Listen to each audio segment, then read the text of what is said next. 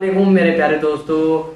जैसे कि आप जानते हैं कि हम रोजाना की बुनियाद पे आप लोगों के लिए कोई ना कोई रिएक्शन वाली वीडियो लेकर हाजिर होते हैं। इस वीडियो का मजीद आगाज करने से पहले आप लोगों से छोटी सी गुजारिश करता हूं कि अगर आप हमारे इस चैनल पे पहली बार आए तो प्लीज हमारे इस चैनल को सब्सक्राइब कर लें, साथ ही साथ बेल आइकन को भी प्रेस कर लें ताकि हम जो भी नेक्स्ट वीडियो अपलोड किया करें उसका नोटिफिकेशन बआसानी आप लोगों तक पहुंच सके। और हाँ, जो लोग हमारे इस चैनल को सब्सक्राइब तो करते हैं लेकिन जो बेल आइकन का जो बटन होता है उसको ऑल पे सिलेक्ट नहीं करते, तो उसको ऑल पे सिलेक्ट कर ले ताकि आने वाली जो वीडियो है हमारी आप तक पहुंचती रहे। और तमाम उन मेहमानों से मैं गुजारिश करता हूं जो कि हमारे इस चैनल को जिन्होंने सब्सक्राइब तो किया है लेकिन हमारी वीडियो भी देखते हैं मगर इस वीडियो को आगे शेयर नहीं करते और आगे किसी तक पहुंचाते नहीं है, या फेसबुक पे शेयर नहीं करते या व्हाट्सएप पे शेयर नहीं करते। सो हमारे इस वीडियो को ज्यादा से ज्यादा जितना आप लोगों से हो सके उतना अपने दोस्तों से शेयर किया करें। तो प्यारे दोस्तों चलते हैं वीडियो की तरफ। बिस्मिल्लाहिर्रहमानिर्रहीम। जी अस्सलाम वालेकुम। आपने कल के उन्वान पे कहा था कि बेटी को ज़्यादा लाड करना, तो हमारे अब्बा हमारा लाड ही नहीं कर रहे। जो भी चीज़ ला रहे उनको दे दे रहे।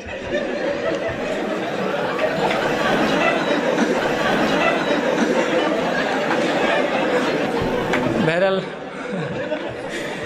थोड़े बिस्किट्स तो अपने तरफ से दो यार। बहरहाल भाई ने एक सवाल किया कि कल का जो मैंने उन्वान लिया था और उसके अंदर जो है मैंने कहा था कि बेटी से मोहब्बत करना चाहिए, तो उन्होंने कहा कि हमारे अब्बा हमारा अब लाड़ी नहीं कर रहे और जो भी ला रहे बहन को दे दे रहे।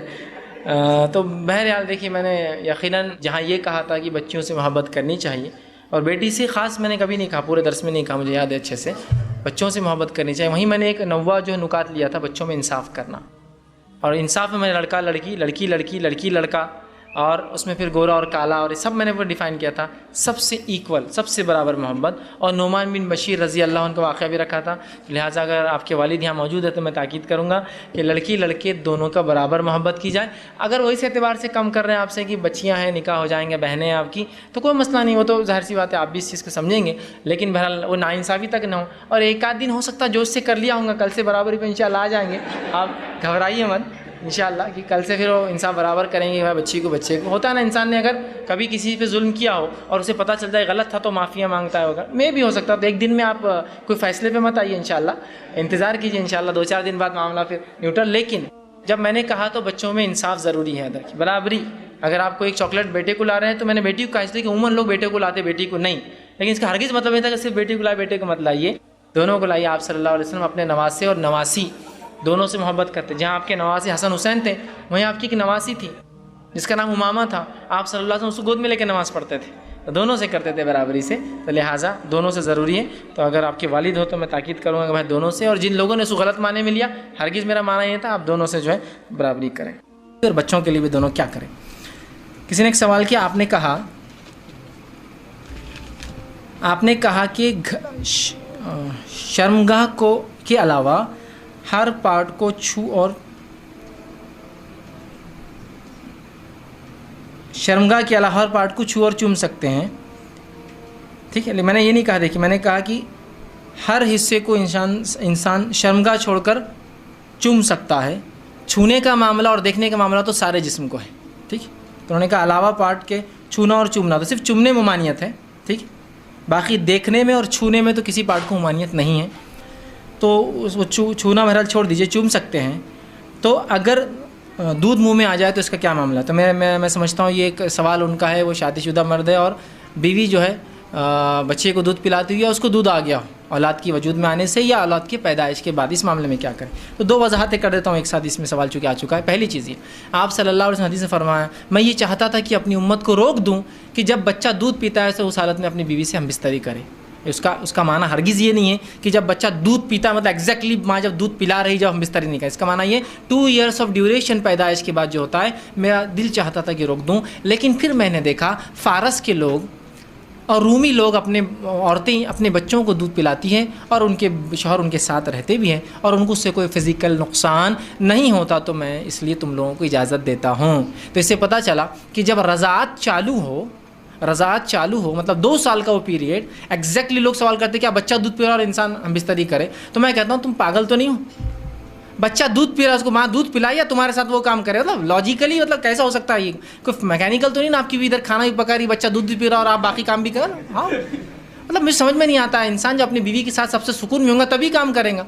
तो वो जो हदीस में अल्फाज है एग्जैक्टली पिलाने का नहीं, एग्जैक्टली माना है इन ड्यूरेशन ऑफ 2 ईयर्स, वो 2 साल जो रज़ात की मुद्दत है, तब इंसान चाहे तो अपनी बीवी से हम बिस्तरी कर सकता है। अब लेकिन उस दौरान हम बिस्तरी करे तो भाई का सवाल था, और इंसान छू सकता है, चूम सकता है, तो अगर अपने बीवी से जो है वो हम बिस्तरी का इरादा रखे या छुए और चूमे, और बीवी जो है दूध पिलाती हो बच्चे को या हामिला हो तब भी दूध आ सकता है उसको, तो इस मामले में फिर क्या? तो याद रखिए इस मामले में आपको एहतियात करना पड़ेगा, चूँकि आदमी के लिए, मर्द के लिए औरत का दूध पीना शरीयतन हराम है। याद रखिए, मर्द के लिए अपने बीवी का दूध पीना शरीयतन हराम है। क्या वो उसकी माँ बन जाती? नहीं, इसलिए कि रज़ात के लिए 2 साल की उम्र लगती है, 2 साल के बाद दूध पीने से रज़ात क़ायम नहीं होती है, लेकिन ये सख्त गुनाह हैं। वल्लाहु आलम इसकी क्या साइंटिफिक जिसको हम कहेंगे लॉसेस हो सकते हैं हम नहीं जानते, लेकिन शरीयत ने कहा ना, तो मैं समझता हूँ बस मान लीजिए, नुकसान हो या ना हो वो एक अलग बात है। हम शरीयत को अक़ल के पैमाने पर नाप कर अमल नहीं करते, हम रसूल की ज़बानी निकल चुका, बस उस बात को समझ में आए या ना आए हम अमल कर गुजरते हैं। तो बहरहाल एहतियात करें, और इसके लॉसेस हो सकते हैं, तो लिहाजा जब आप ऐसी हालत में बीवी से हम बिस्तरी करें, और छूने और चुमने की मैंने बात की, तो लिहाजा फिर वहाँ अगर छुए और चुमे तो फिर आप इस मामले में एहतियात करेंगे कि दूध हलक के अंदर ना जाए, हलक के अंदर ना जाए। ठीक। किसी ने एक सवाल किया, थोड़ा इजाफा है उस सवाल में, क्या औरत की छाती चूमना मर्द के लिए जायज़ है? अगर दूध मुंह में चला जाए तो क्या उनका रिश्ता हराम हो जाता है? तो मैंने इसकी वजाहत कर दी, उसका रिश्ता हराम नहीं होगा, लेकिन उसने एक बहुत संगीन जुर्म किया। ये गलतफहमी भी बहरहाल रह गई थी कि लोग समझते अगर किसी ने गलती से बीवी का दूध पी लिया तो उस पर बीवी हराम हो गई। हराम नहीं होती, याद रखिए, लेकिन एक संगीन जुर्म है, एक संगीन गुनाह है जो उससे हुआ, लेकिन उस पर बीवी हराम नहीं होंगी, याद रखिए। इंसान की पहचान है।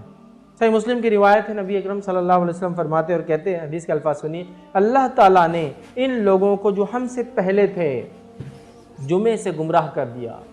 जुमा बड़ा स्पेशल है, याद रखिए। हमसे पहले के जो लोग थे जुमे के ज़रिए अल्लाह ने इनको गुमराह किया। शायद वो लोग जुमे की अहमियत समझ नहीं पाए, जुमा दिया गया कबूल ना किया हो, जुमा दिया गया मनमानी करके कोई और दिन पसंद किया गया हो। होता है ना, जैसा कि यहूद को अल्लाह रब्बुल इज़्ज़त ऑप्शन देता है और वो ऑप्शन उसको गलत ऑप्ट करते हैं हमेशा।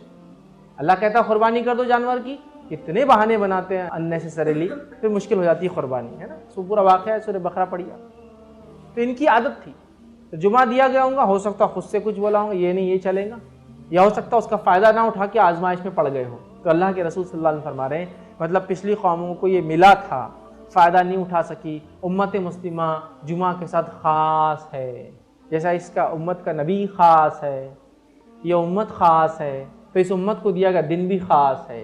तो नबी अकरम सल्लल्लाहु अलैहि वसल्लम फरमाते अल्लाह ताला ने इन लोगों को जो हमसे पहले थे जुमे से गुमराह कर दिया, तो यहूदियों के लिए हफ्ते का दिन मुकर्रर कर दिया। फिर शायद जुमे को फ़ायदा ना उठा पाए या मनमानी की तो हफ्ता दे दिया, और फिर फरमाया और कहा, और ईसाइयों के लिए इतवार का दिन मुकर्रर किया। फिर अल्लाह ताला ने हमें लेकर आया, मतलब हम लोगों को, मुसलमानों को अल्लाह ताला लेकर आए, और फिर आप सल्लल्लाहु अलैहि वसल्लम ने फरमाया हमें लेकर आए और हमें जुमे के दिन से राह समझाई, जुमे के दिन के ज़रिए हमको हिदायत दी। याद रखिए, इस दिन के ज़रिए तो गोया जुमा बड़ा अहम दिन है। याद रखिए, जुमा बहुत ज़्यादा इंपॉर्टेंस का हामिल है। जुमा इस दिन को हमें चाहिए कि सही ढंग से हम मनाएं। जुमा इस दिन हम खूब से खूब इबादत करें। जुमा इस दिन जो जो सुन्नत है उस पर अमल करने को, जुमा अपनी मग़फ़िरत के लिए इसको तय कर ले, जुमा ख़ास दुआओं के लिए हम ख़ास करें, जुमा बहुत सारी चीज़ों का इसमें एहतमाम करना है। याद रखिए, ये बड़ा अहम दिन है। याद रखिए, वैसे जुमा कहते जमा से लफ्ज़ आता है, चूँकि इस दिन लोग जमा होने वाले हैं, ये क़यामत कायम होने वाला दिन है जमा। वैसे भी जुमा में लोग मस्जिद में जमा होते हैं, जामा मस्जिद, वहाँ भी जमा होते हैं, लेकिन जुमा वो दिन है जिस दिन लोग रोज़े क़यामत भी जमा होंगे, चूँकि इस दिन क़यामत कायम है। समझ रहा? तो बहरहाल जमा होने का दिन, चाहे वो जुमा के दिन नमाज जुमा की शक्ल में या। तो आज की थी हमारी रिएक्शन वीडियो। उम्मीद करता हूँ आपको ये रिएक्शन वीडियो जरूर पसंद आई होगी। मजीद ऐसी वीडियो देखने के लिए हमारे इस चैनल को सब्सक्राइब कर लें, साथ ही साथ बेल आइकन को भी प्रेस कर लें, ताकि हम जो भी नेक्स्ट वीडियो अपलोड किया करें उसकी नोटिफिकेशन बआसानी आप लोगों तक पहुंचती रहे। तो मेरे प्यारे दोस्त चलते हैं, मिलेंगे अगली नेक्स्ट वीडियो में, तब तक के लिए